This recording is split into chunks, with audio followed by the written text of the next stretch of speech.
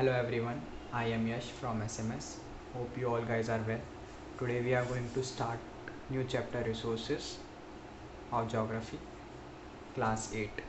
So what is resources? Resources क्या है? Anything that satisfy human needs is called resources. जो भी चीज़ें humans को satisfy करती हैं वो resources होती हैं. रिसोर्सेज हमें नेचर से भी मिलता है और कुछ मैन मेड ने भी बनाया है. नेचर से हमें रिसोर्सेज कैसे मिलते हैं? जैसे water, sunlight, soil, forest etcetera. And man made resources क्या क्या हैं? Roads, buildings, bikes etcetera. ये जो चीज़ें हम डेली यूज़ करते हैं, ये सारी चीज़ें रिसोर्सेज कहलाती हैं. इसके अलावा हम ह्यूमंस, हम खुद भी एक रिसोर्स हैं. कैसे? क्योंकि हम चीज़ों को जानते हैं कि हमें उन्हें कैसे यूज़ करना है. हम उसके नए नए वेज ढूंढते रहते हैं कि उन्हें कैसे यूज़ करना है. फॉर एग्ज़ाम्पल कोल ले सकते हैं. कोल मिलियन और ईयर्स से एग्जिस्ट कर रहा है, लेकिन अगर हम उसे बर्न करके नहीं देखते कि हाँ उसके अंदर उससे फायर बर्निंग फ्यूल बन सकता है, तो हमारे लिए वो सिर्फ एक पत्थर की तरह ही रहता. तो इंसान खुद एक रिसोर्स है, क्योंकि वो नई नई चीज़ों को एक्सपेरिमेंट करता रहता है और चीज़ें बनाता रहता है. So this is our first topic. जो चीज़ हमारे को सेटिस्फाई करती है वो रिसोर्सेज हैं. It's a simple term. Now this our second topic is value of resources. Resources की वैल्यूज़ क्या क्या है? रिसोर्सेज वैल्यू जो हमारी डिज़ायरेबल चीज़ें हैं, जैसे कि आप कुछ भी ले सकते हैं. कुछ चीज़ें होती हैं जिन चीज़ों से हम रिसोर्सेज बनाते हैं, और कुछ चीज़ें होती हैं जिनसे हम रिसोर्सेज को, जो ऑलरेडी एक रिसोर्सेज हैं. फॉर एग्ज़ाम्पल जैसे कि आप ले सकते हैं कि हम क्रॉप्स ग्रोन करते हैं, उससे हम वीट आटा बनाते हैं. तो वो क्या है? हमारे लिए रिसोर्स है ऑलरेडी. ये इन सब के लिए और क्या कहते हैं, सॉइल्स हैं, या फिर गोल्ड हमें मिलता है, प्लेटिनियम हमें मिलता है अर्थ से. तो वो सब क्या है? वो हमारे लिए रिसोर्सेज हैं. इन सब की इकोनॉमिक वैल्यू है. इसके अलावा जो रिसोर्स होता है उसकी कुछ डिज़ायरेबल भी रिसोर्सेज होते हैं जो हमें अच्छा सुकून फील करवाते हैं. फॉर एग्ज़ाम्पल जैसे आप माउंटेन्स के अंदर जाते हैं, वादियों में जाते हैं, तो आप वहाँ पे क्या अच्छा फील करते हैं. तो ये सारी क्या है? इन सब की एस्थेटिक वैल्यूज़ हैं. तो जो ये हमें अंदर से हैप्पीनेस देते हैं कि मानसून का सीज़न आ गया, या फिर समर है, या फिर माउंटेन्स हैं, या फिर विंटर है. कोई सा भी सीज़न हो जिसमें हमें खुशी मिलती है अंदर से, तो ये भी एक एस्थेटिक वैल्यू ऑफ रिसोर्स कहलाता है. इसके अलावा इसके बाद हमारे पास आता है types of resources. So there are two types of resources, renewable and non renewable. Renewable resources बहुत ही सिंपल टर्म्स में समझाऊँ कि जो रेगुलर रिन्यू होते जाते हैं वो रिन्यूएबल रिसोर्सेज होते हैं. और एक नॉन रिन्यूएबल रिसोर्सेज होते हैं जो एक बार यूज़ हो गए उसके बाद रिन्यू हो ही नहीं सकते. रिन्यूएबल रिसोर्सेज के हम एग्जांपल्स ले सकते हैं, जैसे कि सनलाइट आप ले सकते हैं, सोलर एनर्जी ले सकते हैं. सनलाइट क्या है? डे टू डे आती रहती है. सोलर एनर्जी उसी से प्रोड्यूस होती है. इसके अलावा वाटर, इलेक्ट्रिसिटी, पानी. अर्थ के पास बहुत 70% ऑफ वाटर है, उससे भी इलेक्ट्रिसिटी प्रोड्यूस होती है. इसके अलावा बहुत सारी चीज़ें ऐसी हैं जो डेली हम रिन्यू कर सकते हैं. और नॉन रिन्यूएबल में जैसे है फ्यूल, आप फ्यूल कह सकते हैं.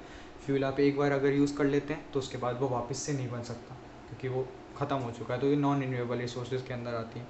So basic terms, non renewable and renewable जो चीज़ रिन्यू हो सकती हैं, एंड नॉन रिन्यूएबल जो एक बार यूज़ हो गई वो वापस से रिन्यू नहीं होगी. नॉन रिन्यूएबल में फॉरेस्ट प्रोडक्ट्स भी आते हैं.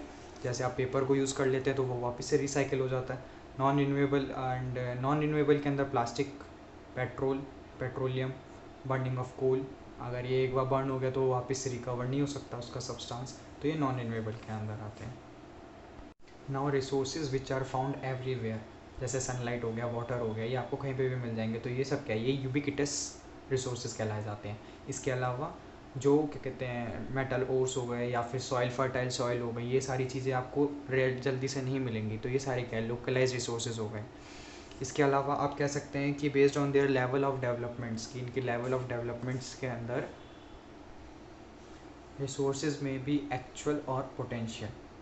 एक्चुअल रिसोर्सेज जो होते हैं, जो हम अभी डेली लाइफ टू लाइफ में अपनी डेली लाइफ के अंदर यूज़ कर रहे हैं, वो हमारी एक्चुअल रिसोर्सेज कहलाते हैं.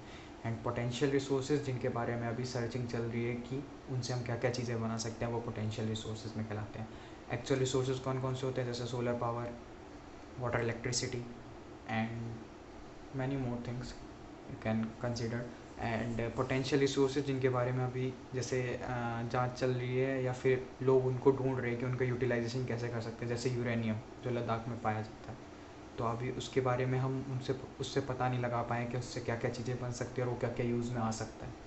So it is called potential resources. इसके अलावा हमारे पास नेक्स्ट टॉपिक है, जो लास्ट टॉपिक है वो है sustainable economic development. Sustainable economic development एक ऐसा डेवलपमेंट जिसके अंदर हम चीज़ों को प्रिजर्व करके रखते हैं जो हमारी फ्यूचर जनरेशन आगे यूज़ कर सके। कुछ चीज़ें ऐसी हैं जो एक बार ख़त्म हो गई तो उनको फिर मिलियंस ऑफ ईयर्स लगते हैं बनने में, जैसे कि coal, petroleum. The most important in our daily life is petroleum. हम रोज़ बाहर घूमने जाते हैं, हम छोटी छोटी चीज़ों के लिए बाइक स्कूटी निकाल लेते हैं। पेट्रोल को बनने में मिलियंस ऑफ ईयर्स लगते हैं, तो अगर वो एक बार डिप्लीट हो गया तो उसको फिर बहुत टाइम लगेगा और हमारी फ्यूचर जनरेशन उसे यूज़ नहीं कर पाएंगे। सो हमें उसका सब्स्टिट्यूट ढूंढना चाहिए। एंड बेसिकली बहुत सारी चीज़ें ऐसी हैं जिनको हमें देख के चलना चाहिए। सो हमें चीज़ों को कंजर्व करके चलना चाहिए।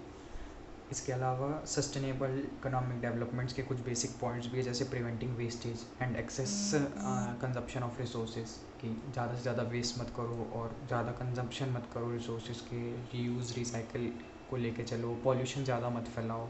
इसके अलावा यूजिंग मोर अबंडेंट ऑल्टरनेटिव्स, जो आपके पास अगर ऑल्टरनेटिव चीज़ें हैं तो उनको यूज़ करो, जैसे सनलाइट आपके पास बहुत अबंडेंट में है, रोज़ सनलाइट आपको मिलती है तो आप सोलर पावर यूज़ कर सकते हो rather than using your electricity. So there are so many things which can be used in our daily life, so it will be help for our future generation if we conserve.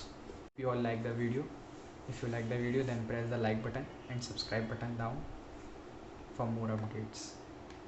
We will meet soon.